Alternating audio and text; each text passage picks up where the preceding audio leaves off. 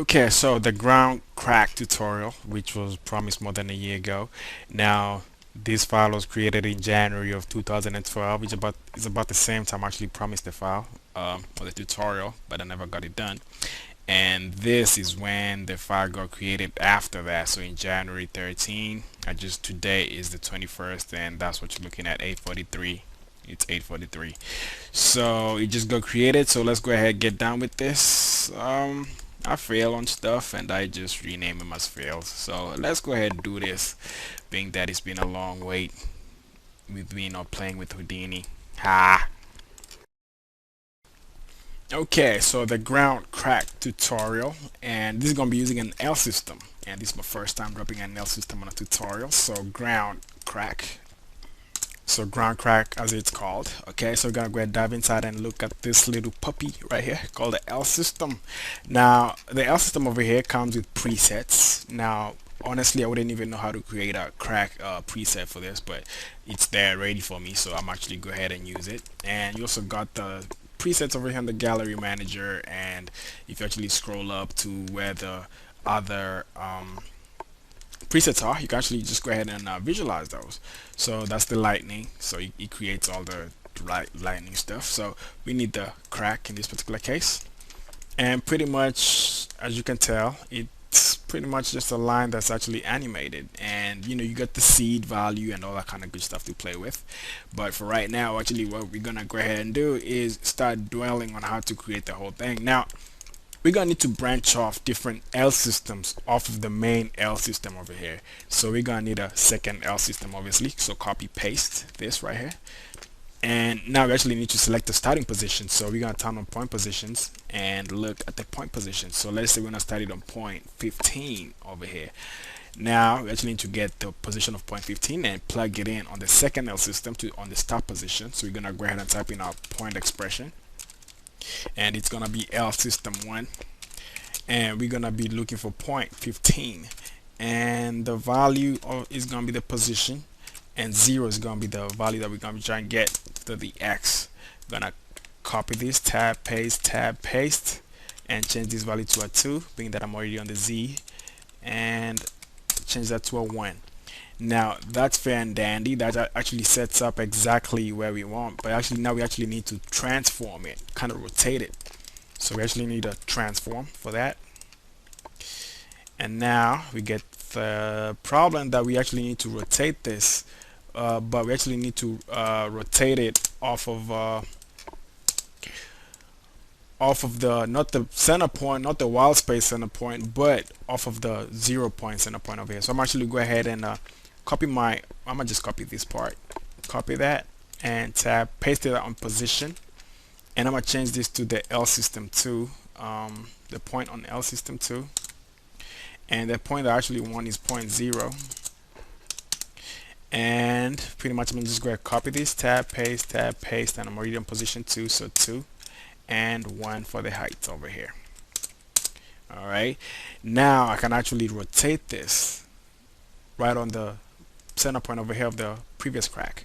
Right, now we're gonna be merging all of this later on. We can use a merge, right? We're gonna be using a switch, so I'm gonna just go ahead and plug in a switch, and no, I'm gonna go ahead and plug in a merge right now so we can visualize the whole thing all together. And now if I actually turn this off, we can actually go ahead and look at the animation. So it's called procedural. So we have the first problem, we have another problem. If I actually look at this, it's that if you actually look at the way animation is going, the crack is pretty much growing on both ways. It's supposed to actually kind of increment, not grow like that. Now the problem is that the second L system over here has as many generations as the first L system. Now we actually need to get the generations to start on where the frame is. In this particular case, it's frame 15. Alright, so it's gonna be frame 15. So we're gonna be offsetting the generations by 15 frames. So we can use an if condition for that. So if frame greater than 15, we can actually say that, then what we're gonna do is actually give the value of 0 on that particular frame. So you can actually use frame minus 15, being that that's the value that's going to be already there, and 0 if it's not there. So enter. And what that does is pretty much we're on frame 15, so he has no generations, and after that it's gonna start growing, right? So pretty much we got the thing kind of working. Now you can see some redundancy in this. Now you actually need to, for one, kind of tweak the settings for this a little bit. Maybe change the thing over here like so. Maybe also change the seed, so to speak. And also you don't want it to grow so long, for one, so we're gonna have to change the values, the rule A and the rule 2. So in my case, when I was playing with this, the values around, I would say that's even too low, 44 maybe 45 maybe. So you have to play with the numbers over here and kind of try to get to the where I actually like the numbers. So it's a little bit of a, it's a play. You have to play with the numbers over here till you actually get what you actually really like.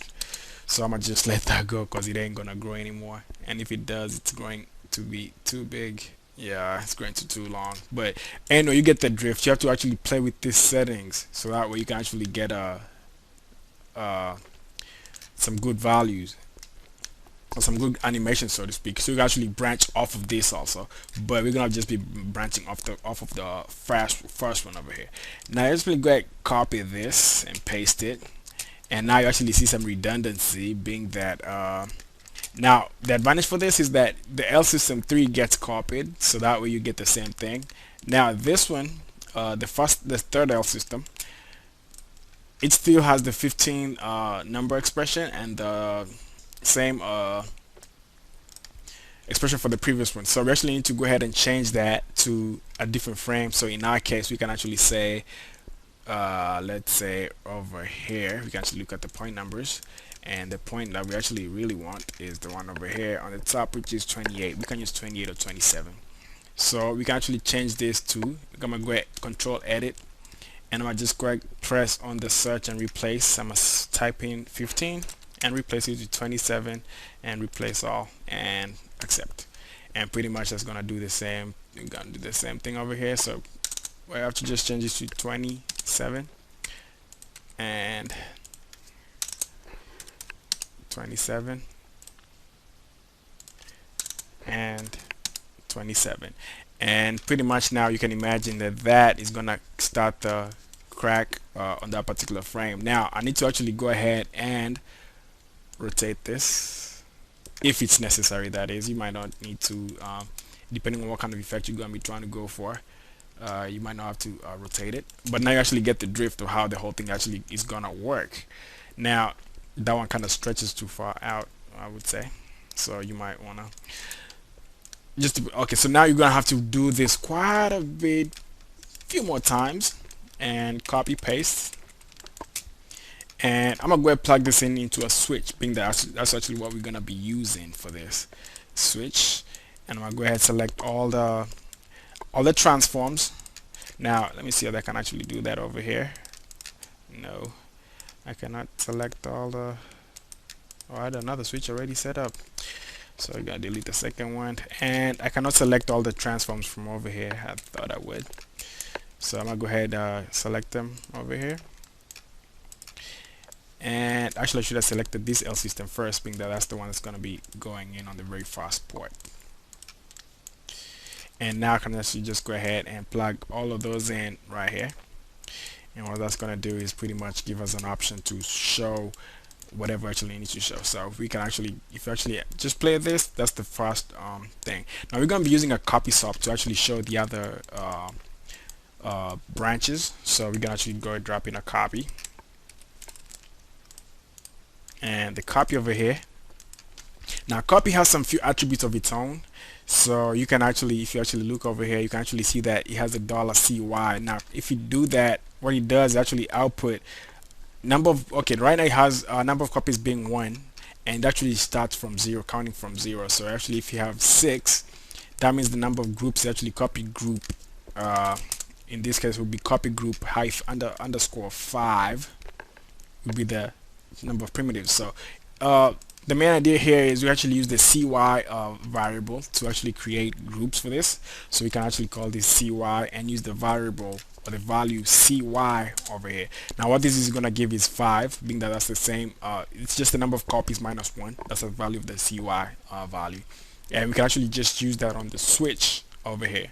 Now you can actually just go ahead and stamp that. Now just make sure you got stamp turned on, and on the switch you can just go ahead and type in the stamp expression. So in this case it will be copy, and what's the thing, token was cy, and 0 for the default value. Now we already got why did that go up? We already typed in 6, and we got 1 2 3 4 5. So pretty much all the other ones are not coming in, but we actually need to go ahead and set them up as it's supposed to be set up. Now this one in this particular case has 27, so actually need to change the starting point to a different frame, so to speak. So actually look at the numbers over here. You can start off at 40 something. Now this is gonna be kind of redundant, so I'm not really gonna do that on the video because it's gonna be like the same job all over. I've pretty much done 2 of them. Now you can actually just go ahead and redo all the others, and that's pretty much gonna animate the, once you start playing with this, it's just gonna keep on you know, increasing the stuff as we go. So just go ahead and get the settings for this ones correct as you would like them to be. Then after that we can actually go ahead and go on with this. So go ahead and set those up. Then it's gonna be the next portion. I'll show you something really quick just to kind of, I don't know, motivate you to do something different. But okay, see you on the next chapter. Okay, and I'm kind of hoping you got your animation all set up and all ready to go. But before we actually go ahead, I'd like to show you something. Now you kind of realize the redundancy in actually having to create all this stuff and having to come and change the frame number over here. Now this one you can actually just create parameters, so you can actually go ahead and edit parameter interface and add integers and floats to create the floating frame numbers and the integers for the numbers over here. And that way you could actually just change the values every single time you copy and paste. But again, now like let's say you have to create 25 36 of these, and probably have to create it 2 times. You know, you might copy and paste all of that, but you know, at the same time, it's, you know, Python is always there to help you out. So let me go ahead and showcase something real quick. And it's a showcase, so really I'm not really gonna be dwelling so much into this. So what I got over here is pretty much we get to create the geometry, create the switch node, create the L system, and create the L system with the crack setting off the bat on the whatever, and we actually get to create however many number of L systems or cracks that we want for the thing. So after that we can just pretty much go ahead, set up the point positions. So on the get everything from the crack, set up the transform, set up the expression, which actually uses the up input, and use the point expression value 0 1 2 3, and connect all the nodes into the switch, which are the transforms, and create a copy swap and set all the settings for it. And pretty much right now we're just gonna get 6 copies. I'm gonna go ahead and hit apply, and over here we get this. So this was not here. You can go ahead, delete it, and hit apply, and bam, pops back up. So this one comes over here and it has all the settings set up for you. Now you got a start frame and the crack position. Now the crack position over here interprets to the new point position over here. So if we want to start on point 40, we start on point 40. If we want to start from point 17, that actually just comes and gets interpolated over here. And the start frame pretty much is, you know, a floating frame number, and that one you can just set it up like so. And pretty much after that, all you gotta do is just go ahead and do the same thing for all the others. Also, it's a little bit redundant, but it has to be done one way or the other. You you cannot create a digital asset out of this, or I guess you can, but for the transform you actually need the transforms to actually visualize the transforms. So that way in this particular case, let's say you actually need to come and you know, tweak this, so that way you can actually rotate it to actually where you actually like it, or where you actually want it. So, and also you gotta change the length for the, where you could actually set up the on the rule you can just set up the length as it is, but yeah, some of the things you have to just set up manually. And this is all being that it's all Python, you can just delete that. And let's say you actually needed more copies of that, all you gotta do is actually go back over here and change this to, let's say, 36, and I hit accept. It's gonna take a while, but it gets done. And if I go inside, I get all my nodes created. And on my copy shop, I got the stamp peoples checked, the everything checked, and even on the switch I got the everything pretty much set up. So everything, all the thing I need to actually add is the number of copies to be put up over here, but I need to create a variable for that. But you pretty much get the idea. You can actually do a whole lot of stuff once you get the whole Python thing up and running. So this was not really part of the tutorial, so we're gonna go back to our ground crack tutorial, and that was just a little rest stop, so to speak. So let's go back to the tutorial. Okay, so I'm kind of hoping you got your animation all set up. Mine is pretty basic, pretty simple, not a whole lot of nodes. I just did 6. And we're gonna go ahead and lay this flat on the ground. So in my case, I'm gonna be looking at the X value over there in the bottom, so we're gonna be going with this angle. So we're gonna be dropping in our transform, and the transform pretty much is gonna rotate this in -90, and I'm gonna go ahead and rotate it just a little bit like so, so it kind of lines up with the x-axis in the negative. And pretty much that's it. Now we actually need to go ahead and color these points. Now we're gonna be coloring this using we're gonna have to, okay, we got various primitives. I'm actually need to color every single one of them separately, so we're gonna be using a for each node for that. Now this kind of helps. It's like a for loop, but it just, well, it's just a node. So for each single primitive, we're actually gonna go ahead and do something to it. So in my case, if I actually look, it actually gives us this one single primitive, and we can actually work on that, which we're gonna get a point position. We can use a VOPSOP, but just gonna go with expressions today. Then we're gonna add color to this. I'm gonna go ahead, Control Shift click. That gives us a value, takes out the expressions. And now I'll just change it to black. And well, actually I'm gonna put the dot on the red channel, and pretty much red is actually what I really like using. And I'm gonna use the point number divided by the total number of points. Now what that does is give us a value in between 0 to 1. If I actually go ahead and play this just a little bit, hope I get a good range. Well, pretty much it's gonna give us a value from 0 to 1, or close to 1 pretty much, and that's pretty much good enough for us. So if I go back up, well, we get the stuff, we get all the values exactly as we want. But the red value, if you actually think about this, the red value has a value of 1, the black value has a value of 0, but we want it the other way around. So we actually need to invert that, actually complement that, actually, as Houdini calls it. So we're gonna do a 1 minus the whole thing, and that gives us a red value, or the other way around. So pretty much you can imagine 1 over here and 0 over here on the very end. So there we go. And now you can actually just go ahead and do a poly extrusion on this. I mean, not poly extrusion, but dropping a poly wire. It's gonna be used to create the whole going down thing on the ground. And you might want to play some of the settings over here, and some of them do something, some of them don't. And we're gonna be using a fit expression, which is gonna be kind of like, really doesn't make any sense, but it works to my particular instance. So you're gonna be multiplying this. You're gonna have to play with the numbers, and I'm honestly just gonna type in what I do got. So 100, and we're gonna be fitting this on a range of 0 to the color and 0 to the color, being that's the values that we actually have. So 0 to color and 0 to color, the red channel in this particular instance. And I closed everything, enter.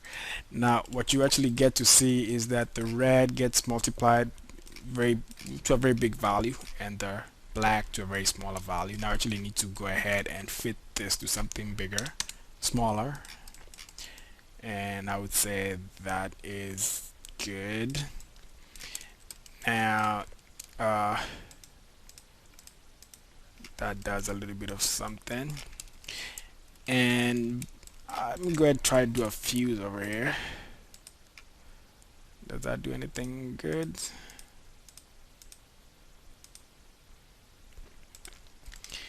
I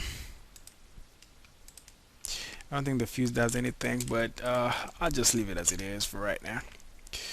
So that's the fuse, and pretty much you can just mess with the transform to make it have a deep you want, pretty much. So in this case, you can actually play with the scale, so you can actually just make it go down like so.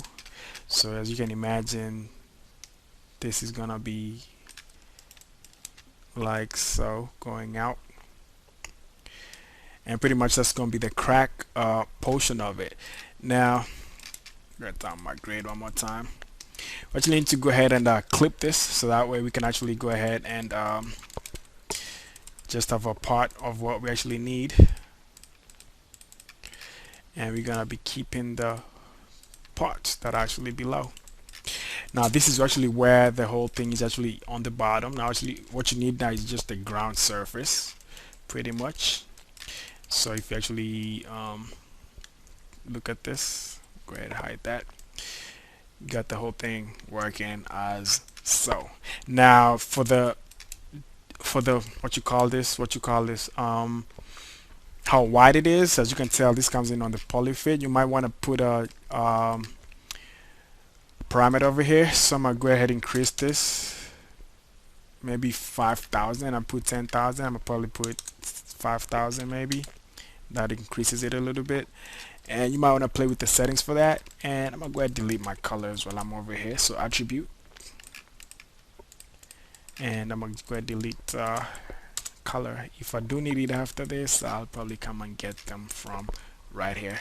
So I guess that's a good portion to actually say we got the whole thing working to our advantage.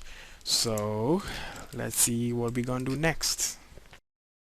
Okay, so we're gonna go ahead and try to get rid of our inside edges over here, being that the edges don't look too good over there on the inside. So we're gonna be removing shared edges, so we're gonna go ahead and use a divide over here, and we're gonna go ahead and check convex and put remove shared edges, and you can see how the thing actually end to our advantage. So right here, after our poly wire over here, we can actually drop in a smooth, which will be working on the positions. And now if you actually look on the divide, it's a lot cleaner, but not the best. So we can actually just tweak the settings over here, so we can actually increase the numbers over there, but on the fit, and that kind of works wonders, so to speak. Kind of cleans it up, kind of takes out the mess that was there. If you actually look to how it actually was. Actually, I guess I have to go back and type over here, but anyway, you get the idea of how bad it was. And you get this swirly thing, and now if I go back to my poly wire over here and make it 10,000, I get a lot cleaner of geometry, and that's the plan basically. So I'm gonna go ahead and visualize this, so that looks good. There we go. So for one, I'm gonna go ahead and try make this into a surface. So what we actually need to do is actually go ahead and make this into a curve. So we're gonna go ahead and do ends node over here, ends up. And what we're actually gonna do over here, if you actually look at the point numbers, all the point numbers over here are actually all random. So you got 0, 1, 2, 3, 4, 5, 6 jumping up and down. So I'm gonna go ahead and open up the U on this, and that creates a opening on the very bottom over here. So if you actually look at this, if you actually put it on shaded mode, then turn it on, you actually see that it actually goes off shaded mode because it actually becomes a curve.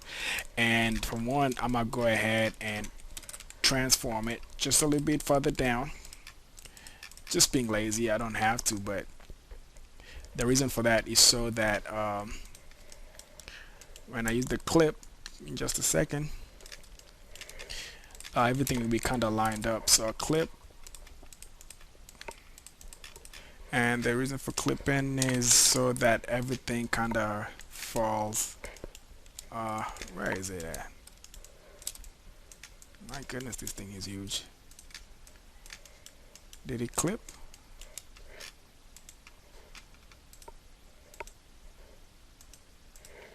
Oh, I actually need to put the direction to 1. Oh, and I changed this to below. My bad. Sorry.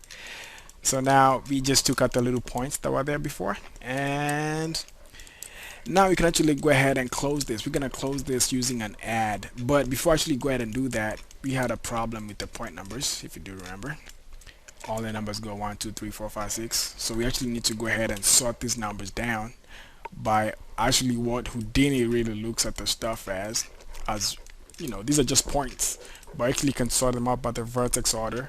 And pretty much what you get now is 0 1 2 3 4 all the way, going all the way to the end, coming back, and you get to the very last number right here. So that's nice. So now we actually have an open curve which we can actually close by using an add stop, right?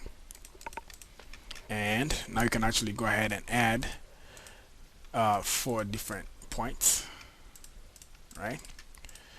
And you can go ahead and click enter over here. You're gonna get the first point, second point, third point, and fourth point. Now we're gonna be doing this on polygons by group, and we want to make sure it's closed. And pretty much all you gotta do is now is just snap this to where you actually want it to be, and you don't want to snap it up. You want to make sure it actually lies down flat on the Y. Make sure it doesn't go up above the Y. I might just let that go as it is over there, it don't matter. And pretty much the tutorial is pretty much done. So because all you need now is actually to get the original thing over here. And you know Houdini, how Houdini does this stuff. You can actually just go ahead and merge those two babies up.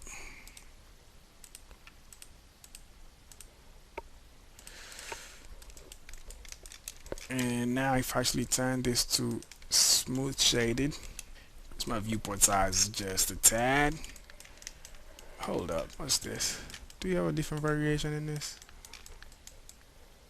The transform. Ha! Transform is kind of messing it up, so I shouldn't do the transform over there, so I'm guessing I should do the transform right before the thing. So I'm gonna go ahead cut this transform off.